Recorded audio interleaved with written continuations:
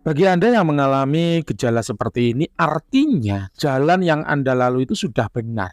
Nah, klien berikut baru menerima paket aplikasi keilmuan Aji Coroko Sungsang dan langsung mengalami gejala sebagaimana berikut. Jangan khawatir, Mbah Wira fair kok. Ketika Mbah Wira menjual aplikasi ilmu, otomatis Anda juga mendapatkan ilmunya.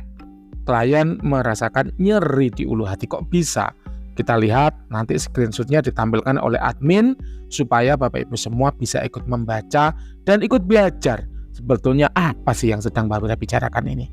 Dari atas sendiri, Assalamualaikum Mbak Wira, Alhamdulillah paket sudah saya terima. Maaf baru sempat mengabarkan. Oh iya Mbak, untuk baca ACS-nya apa sambil tahan napas lalu ditiupkan atau los aja?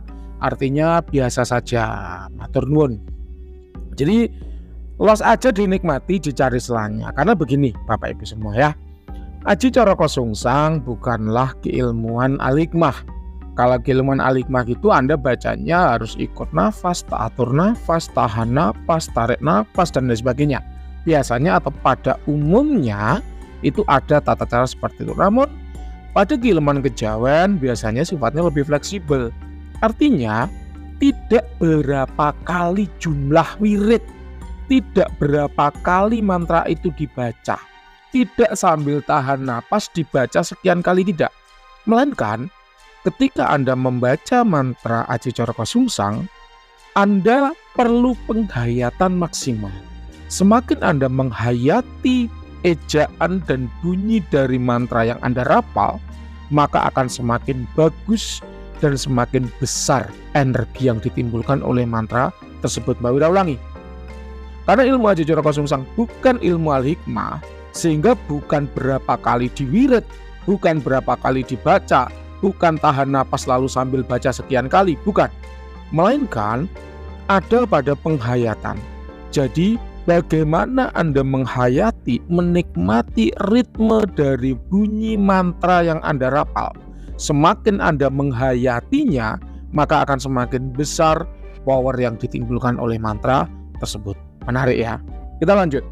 Semalam saya sempat membaca, kemudian punggung saya seperti ada tangan besar yang menekan. Itu adalah energi. Ya. Jadi ketika punggung tidak ada yang menekan tapi kok terasa tertekan, itu adalah energi. Dan satu lagi, ulu hati seperti tertekan. Alhasil ketika jalan agak sempoyongan. Nah, ini apa yang sebetulnya dirasakan oleh klien? Jadi begini. Suatu mantra yang menimbulkan energi, maka butuh keterampilan dari pengguna mantra itu untuk menyimpan atau menampung energi yang ditimbulkan. Mbak Wira ulangi sekali lagi.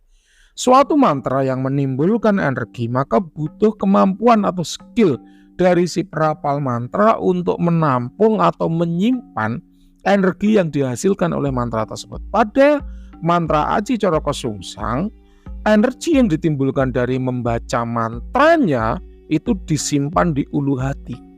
Bagaimana cara menyimpannya?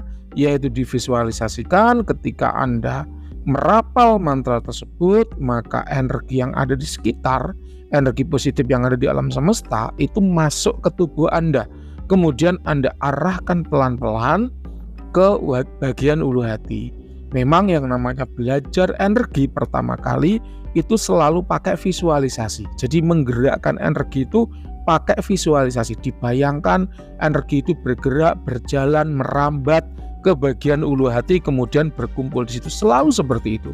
Beda cerita kalau Anda sudah ekspor, maka Anda akan bisa menggerakkan energi itu tanpa harus divisualisasikan. Dan itu dijelaskan dalam banyak budaya, dijelaskan dalam banyak metode, dijelaskan dalam banyak praktek ya, ilmu olah tenaga dalam, bahwa memang yang namanya energi itu cara menggerakkan pertama kali untuk latihan itu adalah dengan visualisasi. Ketika nanti Anda udah mahir mengisi benda dengan energi, nggak perlu divisualisasikan, maka energi itu udah bergerak dengan sendirinya ya.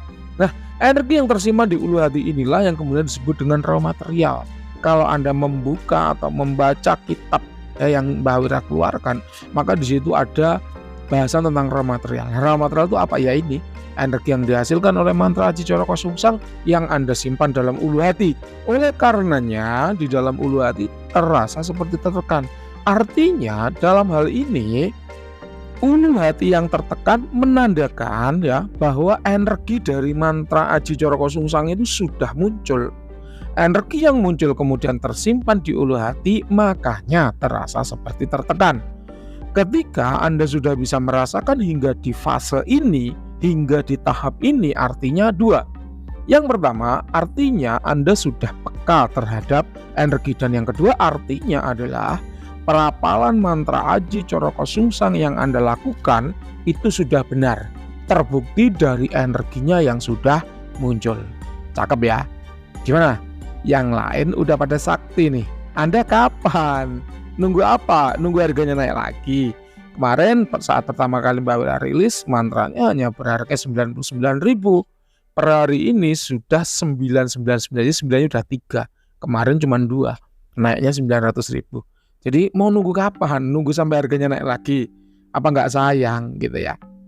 Nah, ada juga yang sempat bertanya seperti ini kepada Mbak Wira, Mbah, saya kalau tirakat keilmuan gini tuh nggak kuat, Mbah.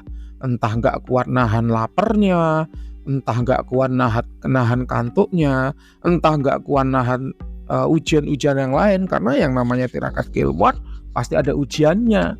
Jangan diharap ketika Anda tirakat keilmuan nggak ada ujiannya. Ada ujiannya ya. Kita lihat seperti apa ujian pada Coroko level dasar ini ya. Klien menjelaskan seperti ini, Bapak Ibu ya. Ilmunya keras, Mbah. Saya sampai batuk-batuk kemudian merinding di sekujur tubuh. Yang paling kerasa getarannya ya di dua bagian itu, yaitu di ulu hati sama punggung. Baru tahu ada ilmu se-ekstrim ini, Mbah. Saya coba rasakan sendiri, berasa ditekan dari depan dan dari belakang. Ya mungkin limpahan energinya yang saya sendiri perlu berlatih untuk dapat menampungnya. Betul. Ini kalau praktisi zaman dulu menyebutnya apa? Menyebutnya wadah. Orang itu ada yang punya wadah, ada yang tidak.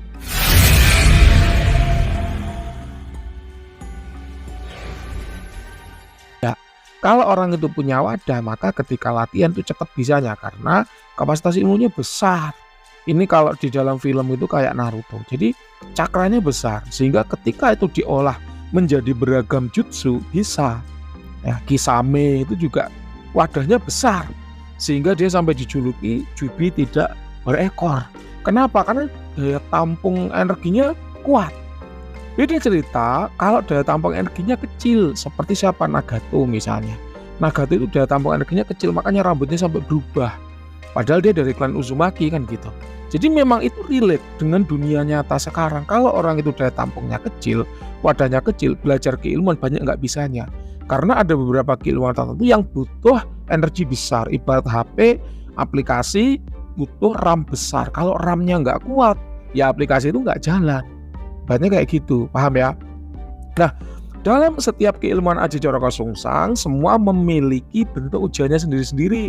Dan itu tidak sama. Untuk Coroko dasar, ini yang paling mudah. Paling ujiannya ya berupa interaksi dengan entitas astral.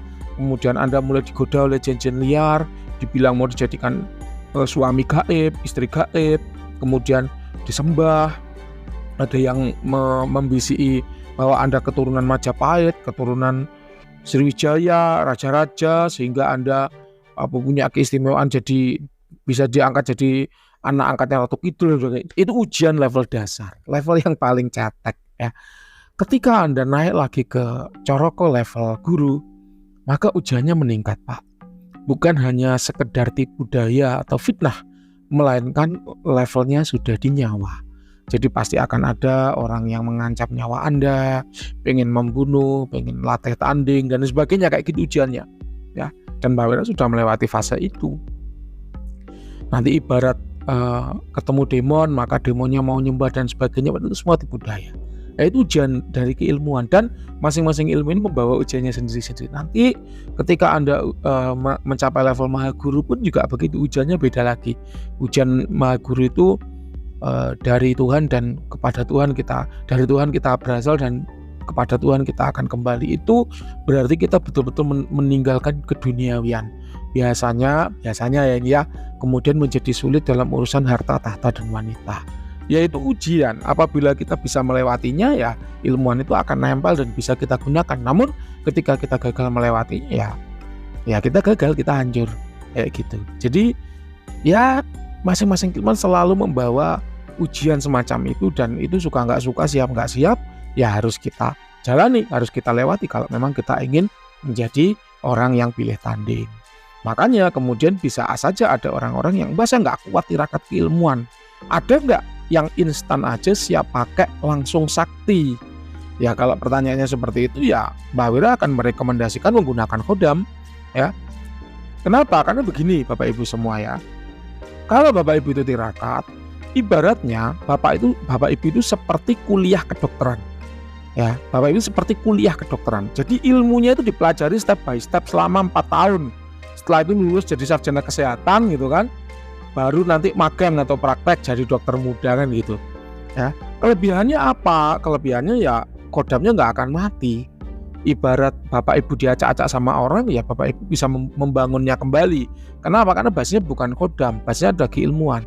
Cuman kelemahannya apa? Lama. Ada kalanya kita sibuk, nggak sempat tirakat. Kalau nggak gitu belajar nggak bisa-bisa. Loh gimana Mbak maksudnya belajar nggak bisa-bisa? Mbak Wira itu tidak jualan ilmu coroko level guru dan tidak jualan ilmu coroko level mahal guru. Enggak ya. Jadi Mbak Wira ngomong di sini kapasitasnya sebagai penjual azimat. Jadi gini, ada orang itu yang belajar sekali langsung bisa, ada orang yang belajar berkali-kali nggak bisa-bisa. Bagi Bapak Ibu yang kuliah S2, Mbak Wira tanya, pernah nggak ada teman Bapak Ibu yang kuliah lalu di DO? Artinya apa? Dia udah kuliah SD, SMP, SMA 12 tahun ya, kemudian S1 4 tahun, berarti kan 16 tahun, kemudian S2 2 tahun, berarti kan 18 tahun dia kuliah. Setelah 18 tahun belajar, dia tetap loh S2-nya nggak lulus. Ada orang yang seperti itu. Dulu teman Mbak Wira di S1 itu ada 2 hingga 3 orang yang DO. Kenapa? Karena sampai semester 14 nggak lulus-lulus. Ya, jadi artinya apa? Ada orang yang udah belajar bertahun-tahun tetap nggak bisa. Itu memang ada. Dan fenomenanya nyata. Ya, bagi Anda yang SMP SMA biasanya semuanya lulus. Tapi kalau udah S1 ada yang nggak lulus. Ya, kenapa? Karena memang sesulit itu. Namanya belajar keilmuan pun demikian. Ada yang sulit, ada yang mudah. Ya, ada yang sulit, ada yang mudah. Oleh karenanya, untuk keilmuan-keilmuan sulit ya pasti banyak yang berguguran. Tapi kalau untuk keilmuan-keilmuan yang mudah ya banyak yang lulus gitu loh, Bapak Ibu ya. Jadi kuliah kedokteran atau tirakat keilmuan itu seperti itu. Memang khodamnya nggak akan mati karena Anda bisa memproduksinya sendiri. Tapi ya namanya kuliah itu, namanya belajar itu ada yang lulus, ada yang gagal, ada yang sekali langsung bisa, ada yang berkali-kali nggak bisa-bisa. Tergantung apa? Tergantung ke individunya masing-masing. Ya, kalau guru ilmu yang diajarkan sama, tapi kan murid yang menerima pelajaran kan nggak sama. Itulah yang menyebabkan ada murid yang sekali langsung bisa, seperti yang Mbak Wira bacakan ini, ada murid yang berkali-kali tetap nggak bisa-bisa. Dan itu bukan salah gurunya. Ya. Kenapa? Karena ilmu yang diajarkan sama, metode yang diajarkan sama. Kalau ada yang bisa dan ada yang nggak bisa, ya berarti ya masing-masing personal. Memang kemampuan murid itu tidaklah sama. Loh kok gitu Mbak? Berarti Mbak Wira nyalahkan murid? Ya memang adanya seperti itu. Kalau suka silakan dipelajari, kalau nggak suka Anda boleh mencari guru lain. Ya karena guru lain pun juga masih banyak kok. Guru supranatural itu masih banyak. Jadi jangan memaksakan Anda untuk belajar ke Mbak Wira ya. Mbak Wira juga nggak akan memaksa Anda untuk belajar ke Mbak Wira. Kalau Anda nggak cocok dengan metode Mbak Wira, silakan Anda bisa belajar ke praktisi lain dan itu boleh. Nah, nggak masalah, sah-sah saja. Kita lanjut. Kalau khodam bagaimana Mbak? Kalau khodam itu ibarat kita sakit lalu beli obat di apotek. Artinya apa? Siap pakai, lebih cepat, lebih instan, kita nggak usah tirakat lama-lama. Ibarat orang itu nggak usah kuliah lama-lama, sakit ya langsung beli obat lalu diminum, cepat sembuh. Tapi kalau obatnya habis, beli lagi. Sama kalau khodamnya mati, beli lagi, kan gitu. Beda dengan keilmuan, karena dia ngeracik sendiri, bisa membuat obatnya sendiri, habis bikin lagi, habis buat lagi, habis ngeracik lagi, kan gitu. Paham ya? Jadi itulah bedanya antara orang yang belajar keilmuan dan langsung instan menggunakan khodam. Nah, lalu apakah khodam dari Mbak Wira bisa dites langsung? Oh, jelas bisa. Ini buktinya akan bersambung ke video selanjutnya.